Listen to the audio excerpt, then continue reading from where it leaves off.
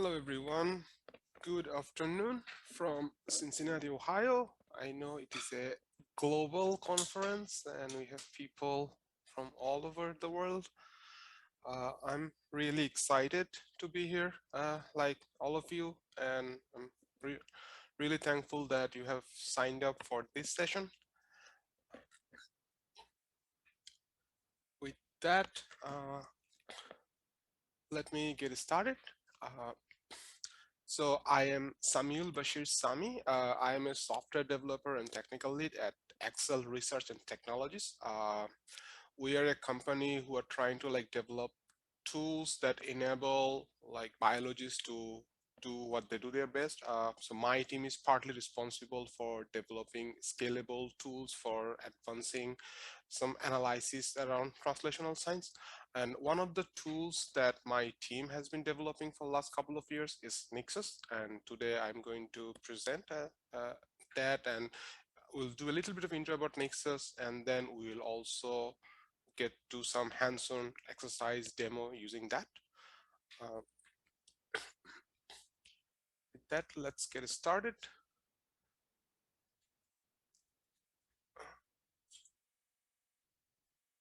Okay, so the workshop agenda. So I want to do like a quick introduction to Nyxus, maybe 5-10 minutes, and then we are going to try some hands-on example using Nyxus in a Jupyter notebook, and if time permits, also using the Docker container that we have for Nyxus.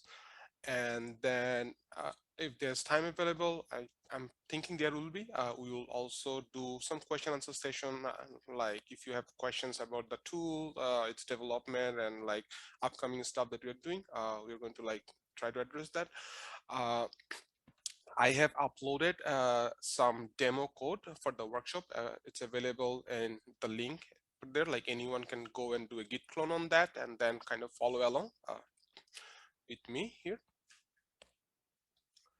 um, So let's talk about features. So as I said, like this is a uh, talk about the feature extraction library. So what are features?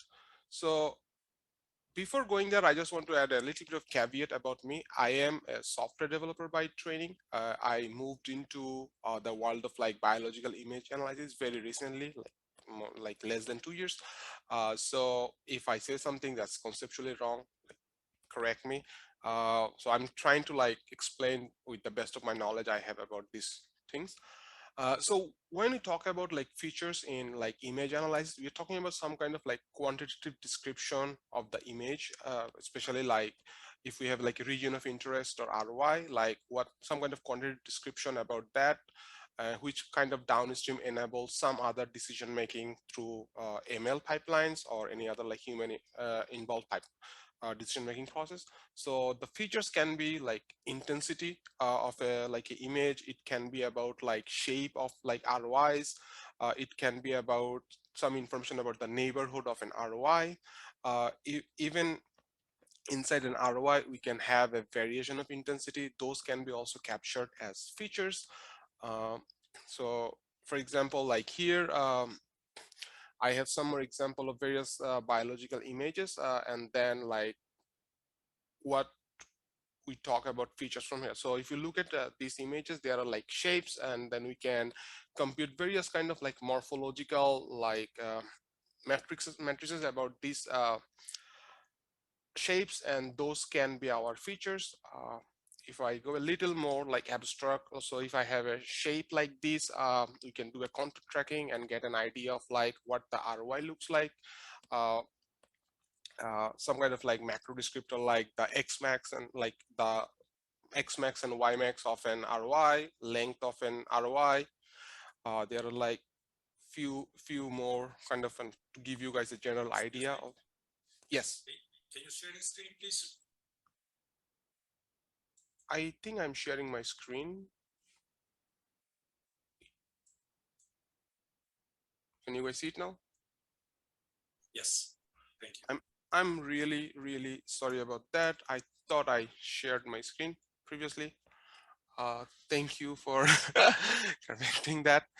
So as I was talking over, like I was showing these images about like biological images, like features, like what can be a feature here, like this region of interest and like various kind of intensity descriptions or neighborhood description of these images.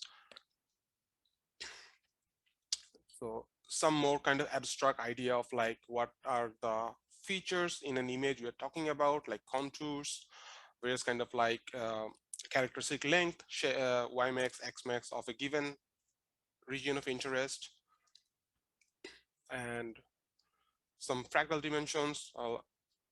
And this is something of like a solidity, like how close to a, like a solid compared to a sphere, and region of interest is. Um, I'm not going to go into the mathematical details of this thing because I think it's a little bit beyond the scope of our talk. I'm just going to going through them so that we have an idea of like what kind of features we support in Nyxus. We also support like there are like various kind of like texture features that are supported in Nyxus, um, like GLCM and various other features.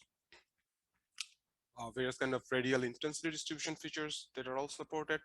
So with that like background on like what biological features are, uh, what Nyxus brings. So what is the thing that we are trying to do here? What we are bringing here is like we are bringing like a over 450 features. Then we are adding more and more based on the user feedback. Our features are optionally IPSI compliant. And also what we have put is like we have put a lot of emphasis on like trying to do it in a scalable way. So we have like a C++ backend with multi-threaded feature calculation. We have GPU support through CUDA. And for the ease of use, we have like multiple user interfaces. We have command line based tools. We have Python package available via both Conda and PyPI. And we also have a Napari package through Napari Nexus plugin. And we can read and calculate feature on various modalities of data. We can read in-memory NumPy data. We can go through like directories, single images.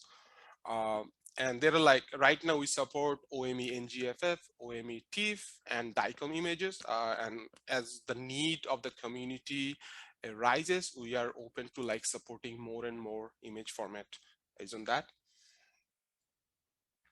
So current Nyxus features. So currently the Nyxus features can be broadly categorized into these groups like pixel intensity, morphology, texture, radial intensity, frequency and orientation, 2D image moment, and neighbors. The read the docs documentation for Nyxus has a comprehensive list of all the features, and as we will be doing this demo, we will be going back and forth with the documentation and we will see what's available out there. And this is one of the use cases where we have envisioned Nyxus being really useful. There can be other avenues also where this tool can be very nifty and useful to the user. Yes. Meg, I'm just seeing the read the docs page. While I assume you're showing slides of images. Okay, like this is the read the docs page.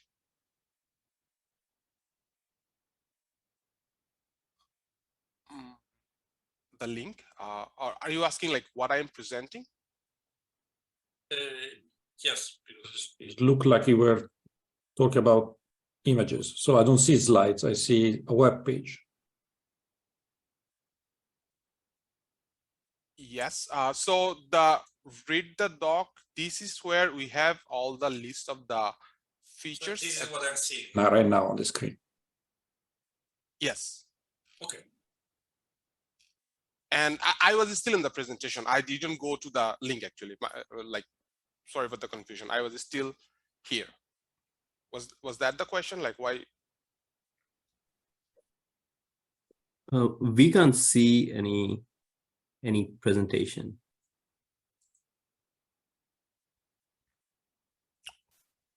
Okay. I think I'm sharing my screen. It's showing up. So can you see the presentation now? No. We can only see the Nyxus.read the docs webpage. Let's try it again from here. Do you guys see it now? No. Okay, that's fine. I'll just do it this way. Do you guys see my screen now? Let me go ahead and try to share again. I'm not sure, like, this is my desktop. Okay, let's share it again. Do you guys see it now? Yes. Now okay. see. Yeah. Did you guys not see any of the slides so far? I think so. Okay. Sorry about that. Not sure. So Nyxus, this is one of the use case where we have seen Nyxus being really useful to the users, where when you're doing like high content throughput screening, you can do your image acquisition, do some cleaning of the image, and then during the high content feature extraction phase, that's where Nyxus comes in, and then we allow various kind of APIs to extract those features. And we have, as I mentioned previously, we have this Napari plugin, we have the Python API and CLI, and the IO formats are, as I mentioned previously, just to reiterate, OME TIFF, OME NGFF, DICOM 2D grayscale, and then 2D, 3D, NumPy, arrays, and Python. And then on the output side, we support CLI, like CSV outputs. We support like Pandas data frame, also Apache Parquet data format, and then the Feather. And it's available here using the pre-built Docker container, PyPI packages, and that. So that's kind of a very short presentation. And then we're going to go back to the actual work part. Hopefully, this is where things will work out as expected. Let's get there. So I have a code repository available if anyone wants to follow along. This is here.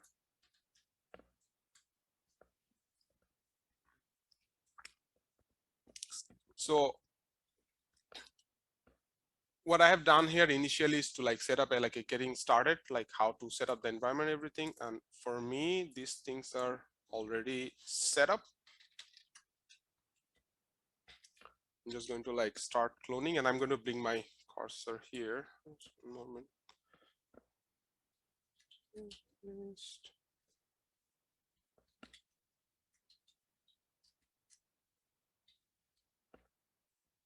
Can you guys see my screen now with my terminal and everything? Yes. Okay, awesome. Yeah, just this is my first time presenting here, so let me know if things doesn't go as planned. So okay, so what I have done here is like I have activated my virtual environment on my Conda side, and I'm going to clone this repo here.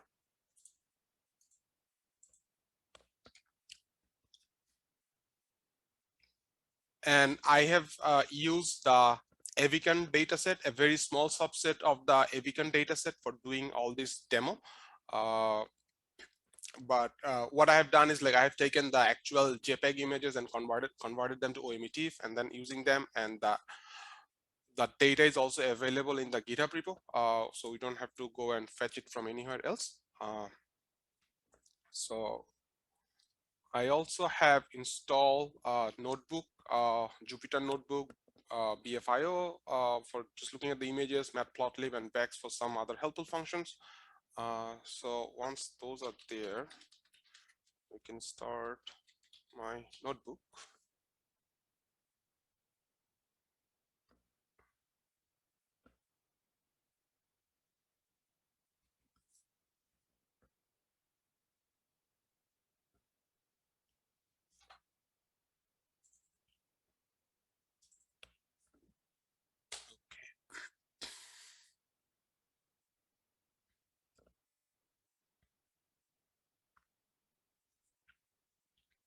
So Initially, like before we even get started here in the Avicon dataset, I just want to like take a look at what those images look like and also kind of look at the file structure. So here what we have is like in the data directory, we have Avicon data, and then Nyxus can work both with like a segmentation images, and if you don't have segmentation image, we can also work in the whole slide mode. So for this particular exercise, I have both the segmentation images and also the intensity images. So they are going into two different directory, intensity and label. So if we look here, if we want to just quickly do a plot, how things looks like, go ahead and clear all this output so that we, okay. So just quickly, just taking a look at like what we are dealing with. We are dealing with some images here, just kind of, and then this is one of the segmentation image. So if you look here, kind of like the segmentation kind of makes sense what we're looking at from on the intensity image. Now it's like, okay, I have this pair of segmentation image and then this intensity image. Like, how do I calculate features using Nyxus? This is where the API is very intuitive, at least that's what we think. Let's get started here. So the first thing we do is like we are importing the Nyxus thing from the package, and then we are setting up a list of paths that we are looking at. So this is useful because in a sense that you can have your images like spread out in various places, but you can just create a list of all these paths and then just send them. So I'm saying, hey, my intensity image path list has this image and I can have more of them. And then segmentation image is coming from here. And then I instantiate a Nyxus object saying like, hey, give me a feature extraction just on the mean, nothing in, just computing the mean, very simple thing. And then the next step in the API is called feature as files. So when you have like files that are spread in various places, it only takes two variable, the int path and the segmentation path with feature as files, and then it computes, and then we can take a look at here. So it took the mask image, and you can see in the output, and the intensity image, and then as we saw here, there are like 3 labels. So for each of these ROIs, it computed the mean of the intensity, and then we have it output there. And we can also take a look at the interface here and the documentation. So this is our Nyxus class, and a lot of those constructor parameter, they are all like defaulted out, but anyone, if you want to like play around with that, it's very easy to like change them. And then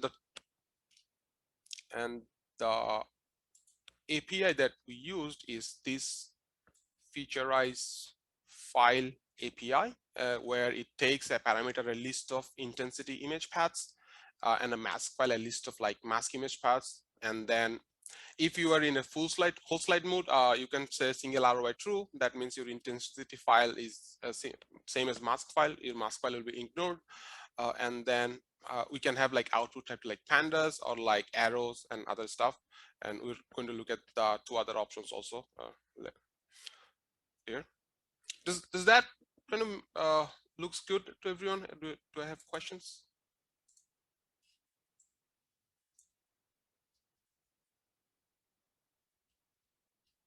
Okay, so that's good.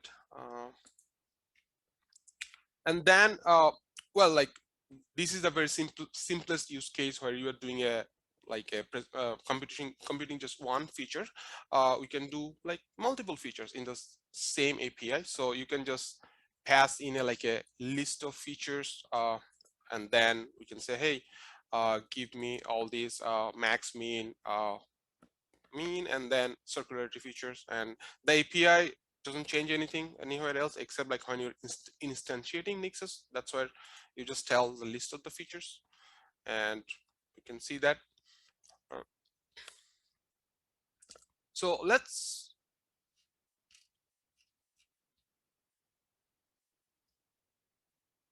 let's go to the documentation and see like what are the features and how things are grouped. So sometimes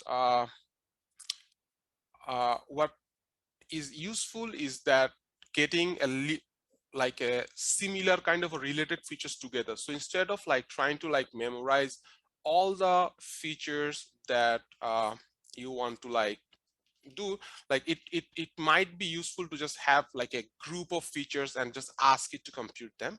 So we also have a way to do that. So if you look at here, what we have here is like a group code that kind of like groups together a bunch of features that are related. So we have this all intensity that takes care of like integrated intensity, mean, median, and kurtosis, skewness. So all the features that goes with intensity, they're all under group together here. And then we have this all morphology features that takes all this area, pixel count, area, centroid. So all the features that you can think about there, they're grouped together. Then we have also, because from some of the users feedback, what we have gone is like some people or some users, they don't want to get all of them, but they wanted a subset based. So we came up with another group, we call it basic morphology. So it is faster to compute because you are not computing a lot of those features. Similarly, we have all GLCM, all GLRM, and then various other like texture based feature. And then there's one thing we call it all easy. So everything except Gabor, GLCM, and the 2D moment features. So these are the ones that are computationally much more cheaper than the other ones. And we can just have this all easy and then just get it done. And then we have the superset of everything. All, you just pass it like, hey, give me everything. And then I will later decide what do I want. So let's take a look how that works.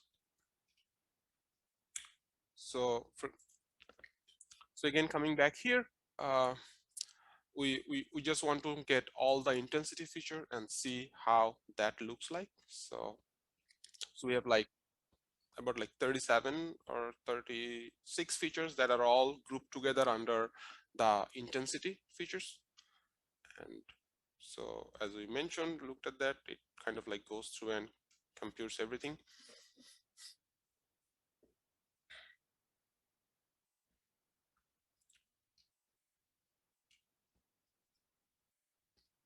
And similar to like when we saw earlier, where we can just pass in a list of single features when we're instantiating a Nyxus object, we can also like pass in like a multiple feature groups as a list.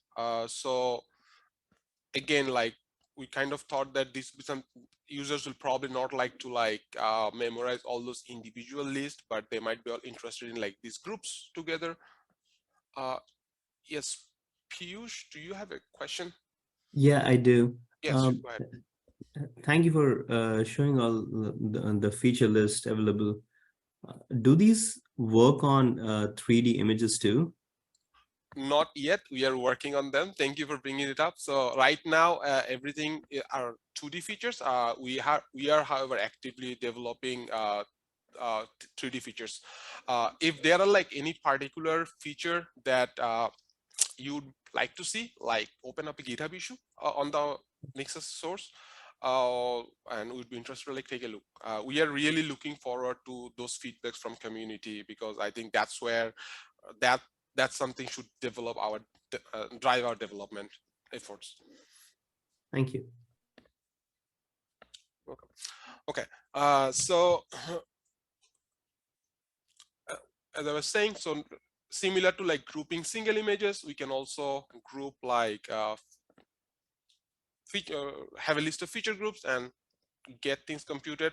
Again, what we are trying to achieve here was like to have a very intuitive API. I know like people prefers it when like the APIs kind of are very easy to understand and easy to manipulate, instead of like trying to like Google or go to Stack Overflow every time. So that was our goal, and we like them. Hopefully people also like them. And then So this is something I was talking about having for an one image pair. However, in practice, there will be situations where it's not one image pair. You have like a directory full of images, as we were looking at earlier. We have this Avicon data, and we have this intensity directory, and then we have this label directory. We have a lot of images, and we want to like process them all together from. So we also have another API. It's called featureized directory, slightly different from featureized files, that achieves that purpose. So let's go back here in the Python interface.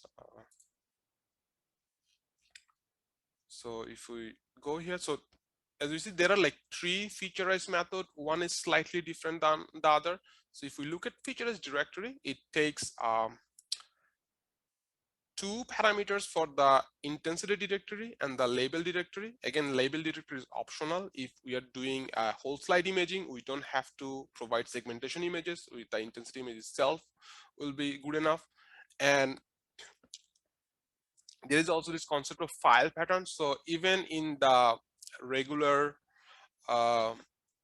even inside the directory, if you want to like do a subset of features, you can use this file pattern to like only find out this subset of the images and do them. Unfortunately, the images that I have here in Avicon, it's not a very intuitive way to like get a subset, so I'm not going to demo it here, but it is possible to like select like a subset of like features and do that. So let's go back to the notebook.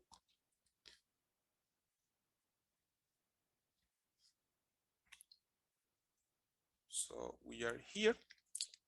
So we are calculating a single feature from all images from one directory. So we are giving it the directory path.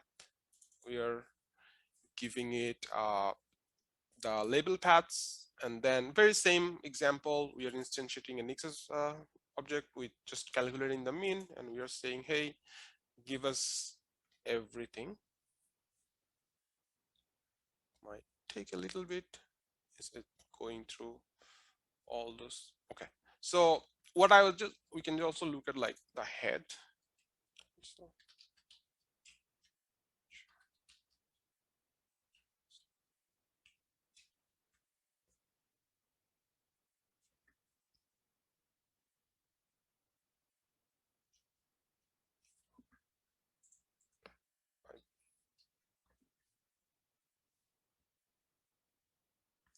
so again, this feature wells, that's a pandas data frame. I'm not sure why it's not printing. So the size is 2108. So that means we have 100 files, and all of them together there are like 2100 RYs. So all of them are listed here. I'm just trying to understand why it's not printing. Live demos are always scary for me.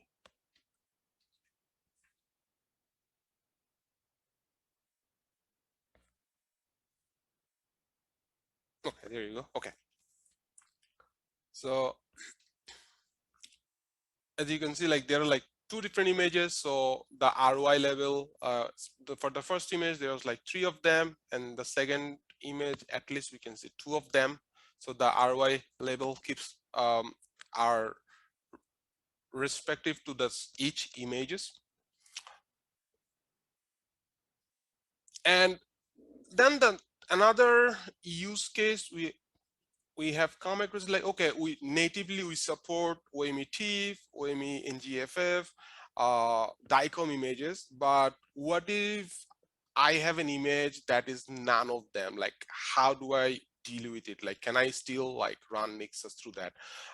So for that, we started supporting like NumPy array. So if the user has an image or an image pair that you can read in Python and create NumPy array out of that, we can actually take those and do the similar computation. And one of the thing we have implemented there is something called the zero copy concept between Python data and C++ backend. So if you are reading this NumPy array upfront, and when we are taking it back to Nyxus for doing all this computation, we don't do extra copy. So that makes it a little more high performance, uh, since you're doing like less stuff. So this is kind of a setup code up here. The setup code, what this setup code is doing is like we are reading those same old image pair, our friends that we have been using so far. And I'm using another package, BFIO, also developed by Excel. Some of my team members at Excel. So this gives us a bio reader that we can use to like read these images, and then we can kind of like see what these are. So let's just comment out these things and see what happens here. So essentially, like when we read these images, we are getting two NumPy 2D array of like 85 by 164. This is one of them is here, and one of them is here, and the other is here. So once I have those two data, image data as NumPy array, then I can actually go back and ask Nyxus to do the same stuff that I've been doing. So just get rid of here. So let's look at the API again. I'll go back here, like how the API looks like. So this is the Featureize API. This is also the API that we use internally in Napari Nyxus plugin, where Napari reads the 2D array and displays the images, and then we take care of like computing all the features out of that. So Featureize array, it takes intensity images, a 2D image or 3D collection of intensity images. So you have like a series of images like a directory. You can just read them into 3D image slice, and Nyxus will understand that, okay, this is a 3D collection of intensity images. Similarly, this is for the label images. And then since if we look at here for the initial images, we have these two columns for the file names for the intensity image and the mask image. However, when we are reading the NumPy array, there is no concept of like file names at that point. So these two columns usually stay empty, but you can create these like a label names if you know ahead of time, like how, and then pass that in, and then the data frame will like show them, instead of like, since it doesn't have any information about what the actual file names are. And then the same with like label names, and then the rest of is like how we have been seeing so far, a similar way. So let's go back here. So if we,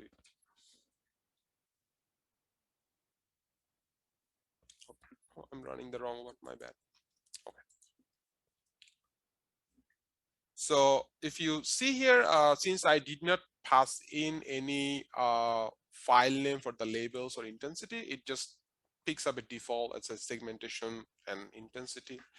And however, I have now, I'm just passing in this, like, and then if I try to do it, and now it picks them up, and then now it's showing up, okay, this is the first data is coming from image one mask and image one intensity, and based on like how your data is set up, you can play around with it there. And so this is how Nyxus works in terms of like reading images from various modalities and then calculating features. And as far as we have seen, it's all the features are showing up as pandas data frame. But then the question is, okay, if I have it pandas data frame, that's good, but it's still transient. I want to have them available for like further stuff, like whatever the users need, sir. So pandas is a very straightforward way to save to CSV, so that just works out of the box. If you do like a features vals to CSV, this works. Let's try to look at another, something that's a little more larger than just one image file. So let's just try to compute these things and then compute and then see if what the features CSV looks like for this thing.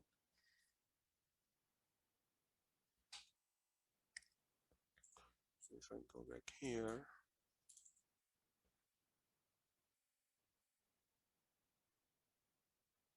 okay, so here are all the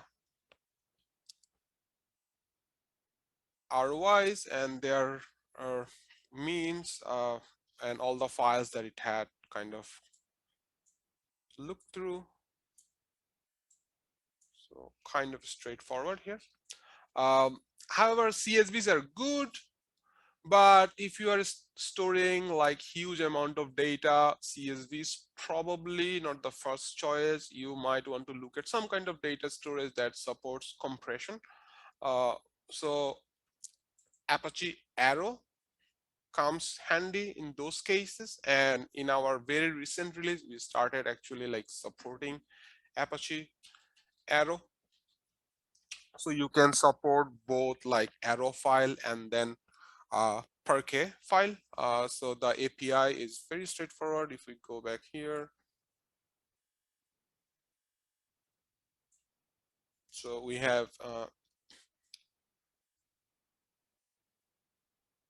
create arrow file API. Again, it creates an arrow file containing the features. You can also create like a per K file, and the one good thing we have here is like once you create the arrow file, and then you can, there is another API to get the memory mapping from the arrow file, so you can still like work in your Python environment reading from the disk in a very high performant way without like because arrow kind of allows that kind of functionality. We didn't have to do a lot of stuff to get that working, just by the design of how arrow works. Like we are able to get this zero copy, like reading back and forth from the disk to the memory and all those fun stuff. So let's come back here. So let's again just make it a little more interesting than what it is.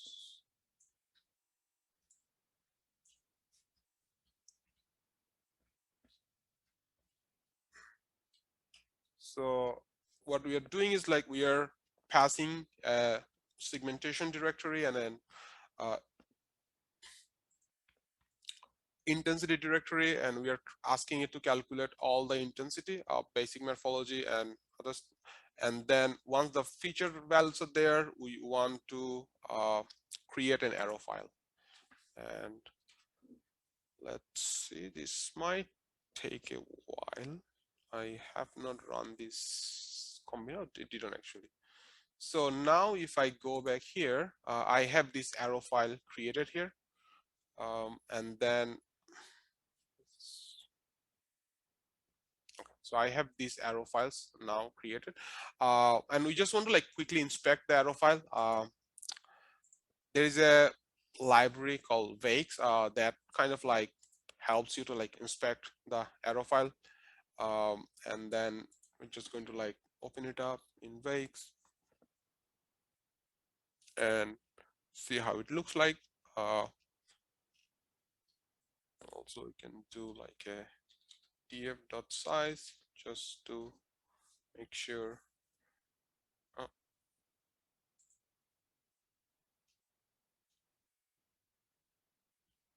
isn't that look good?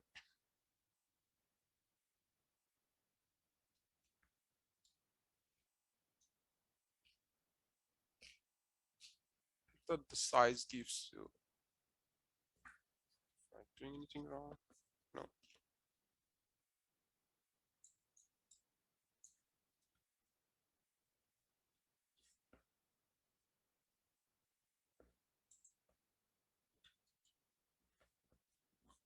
How do you get df dot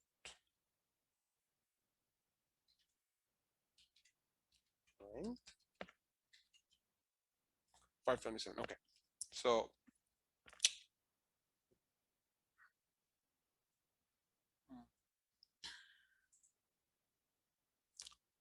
let's also see like how big this one is. This is something a little bit uncharted. I haven't tried this one. Hopefully this.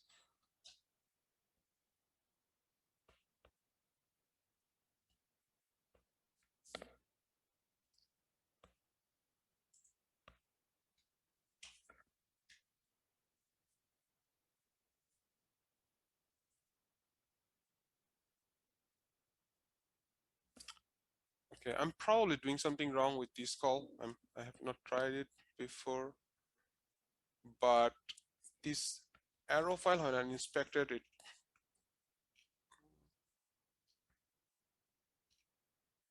okay, I have to like check on this one. I'm not sure like how to actually like get the total length of this using Vex API. My apologies for that.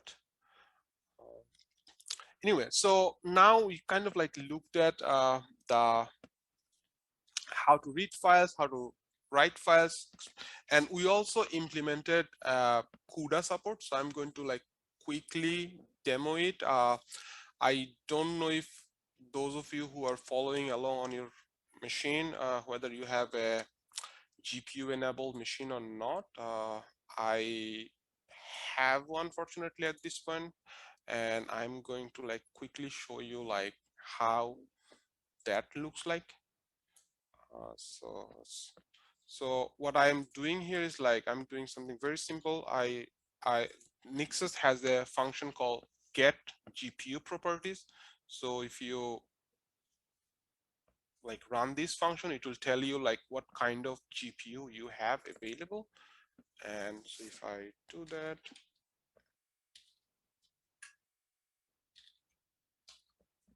it kind of tells you, okay, I have a Tesla T4, the GPU ID is 0, it has this much memory, and it has compute capability of 75. So if this agrees, I think it agrees. Okay, so if I do my NVIDIA SMI command, it also says, okay, I have a Tesla T4, there's nothing running, and then, okay.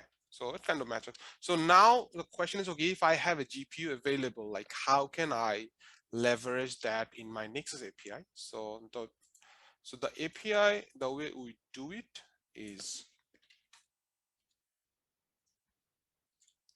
when we instantiate Nyxus, we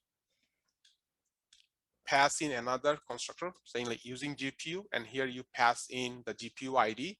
If you machine only has a single GPU, most likely the GPU ID is going to be 0. But if you have multiple GPUs, we'll you can select like which GPU you want to use. So once you have that, then you just do the same APIs that you have been using, and then if we try to run it, so it says it started. So another thing is not all the features are currently supported by GPU in Nyxus. We have thought of that because not all the features really, not all the feature computations really get a lot of benefit from offloading them to GPU. Some features like Gabor and all those, we have seen like they really benefit from like offloading them to GPU. So we have implemented them, and as we see more need arises for other features, we are open to like experiment with them and see what we can offload to GPU. So this is one kind of quick detour to another machine I was showing to, so like how you can use GPUs also to along with Nyxus. And if we go back to the API, so this is the constructor where it's in by default is -1. That means you don't have any GPU, but you can pass in the GPU ID to do that. Along with that, there are like few other features like we have kind of added there is one thing called like blacklist ROI. So if you have a particular ID of an ROI in all of your image that you don't want to like use for feature computation, you can create a pass this, and then you can like blacklist that ROI. It will not get computed, and then once if you want to like clear them, you can just do a clear ROI blacklist. That's also possible. And then in the middle of your exploratory data analysis, if you want to like go back and check whether what is the status of all the ROIs, there is a way to like get a summary also of all the ROIs. So if you click that one, it will give you like a very human-friendly text of like all the files and what all the ROIs that have been blacklisted. So this is kind of a very short description of the Nyxus API and what you can how you can use it to like do feature extraction. I have a quick 2-minute demo of the Docker part also, and then we can take questions if anyone has any. So let's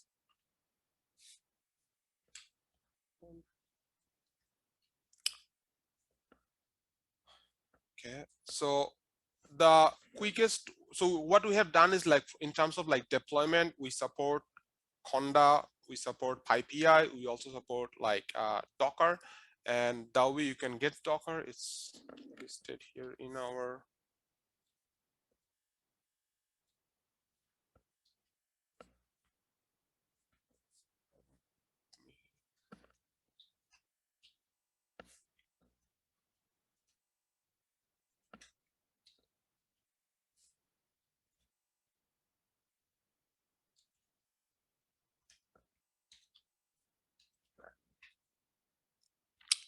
so in the GitHub repo, we kind of like go through a little more of the same information that I presented today. And then we also have a way to like get things. How do you like, so we have a way to like build from source. We don't want people to like suffer through that. So we have a Docker, you can run them via Docker. So the easiest way to get is like you do like a Docker pull, Polus AI, Nyxus, and that will bring up the latest one. So if we do that, so already have that one. And then the command is like, okay, how do I run it? So it takes command line arguments. So the command line arguments are again listed here in the documentation. So what are the, so we talk about like output type. You can have a single CSV, separate CSV, arrow, or parquet. And what are the features you want? File pattern, we talked about that. In intensity directory, output directory, segmentation directory, and then various other like optional features for tuning Gabor. From our experiment, we have found that like even though we have a select default set of Gabor parameters, some users prefer to like play around. So we have like added those also in the command line, and also we have the skip ROI to skip a specific ROIs, and then on the arrow output type also like what are the output we support at like per K. So with all, if we try it here, I think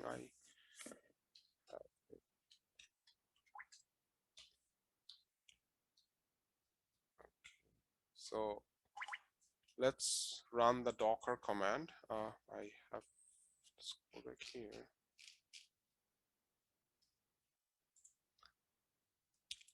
So let's see how it works. So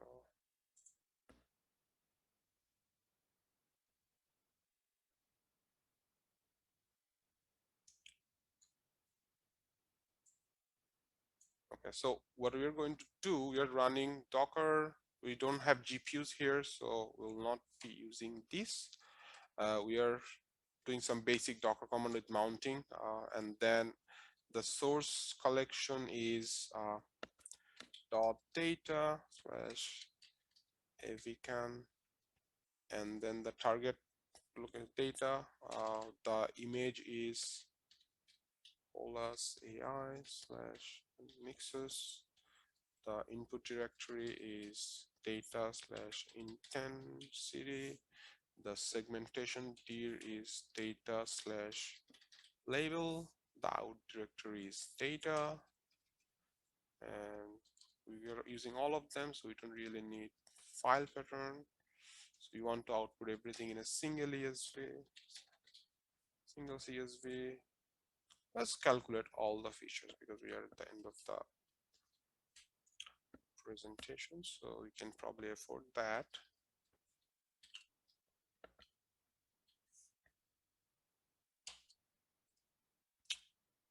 What am I missing?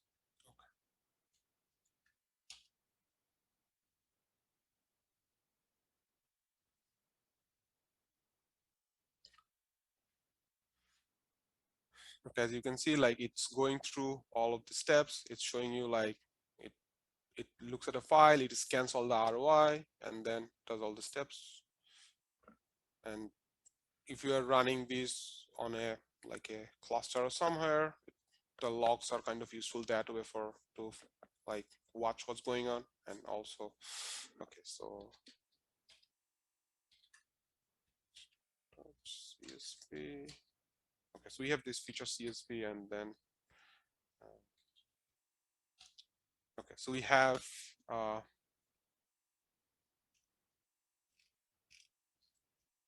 all the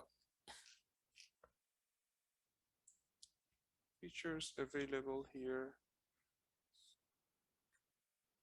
No, this is not my bad. CD data.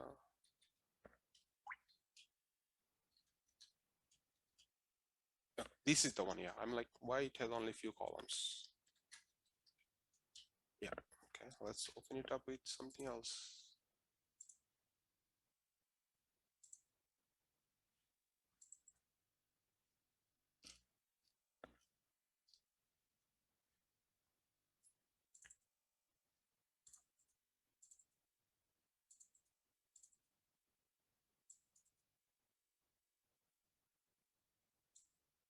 Let's open it up. Okay, so this is the Nyxus features.csv file. It computed all the features. So all the available features, you can see all the name of the features up here. So, and then for all the images. So, and the best part with the Docker is like, you don't really have to like worry about dependency management and everything. It's everything is containerized. You can just run it. It does the job. So that's kind of what I had to show you guys today. I'm happy to like take questions at this point. And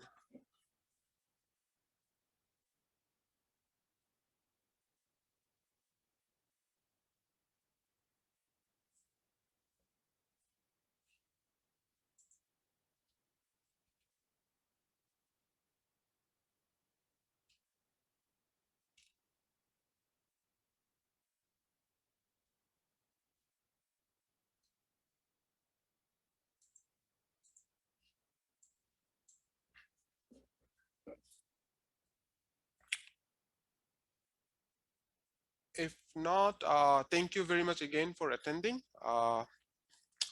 Enjoy the rest of the workshop.